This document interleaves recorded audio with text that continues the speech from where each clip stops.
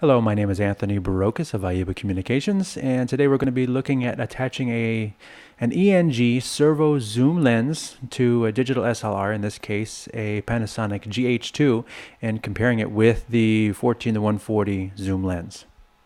First up, we'll see the Panasonic's 14-140 zoom lens. Slow zoom in.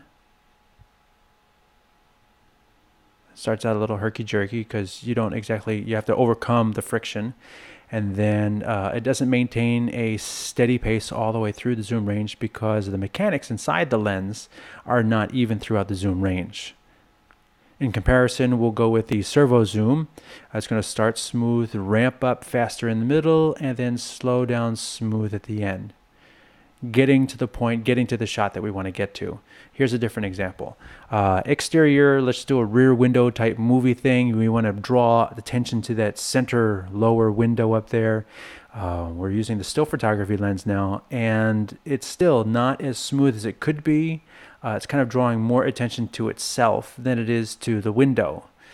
And also, as the lens goes through the zoom range, it internally compensates for the amount of light passing through it. So it's constantly opening the iris as it zooms through the range and stops.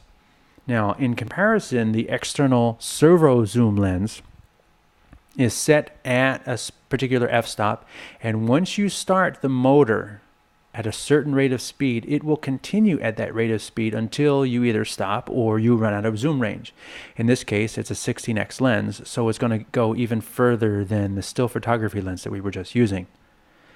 Now here, the slow pace, the methodical nature of creeping in towards that bottom window draws attention to it.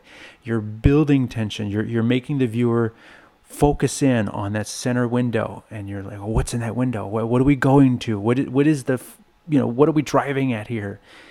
The zoom is not drawing attention to itself. This is where servo zooms really pay off, is by letting the viewer focus on what you're showing and not the mechanics of how you shot it.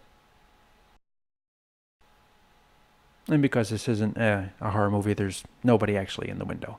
But you can see how close the zoom lens gets us there. And no change in the iris at all.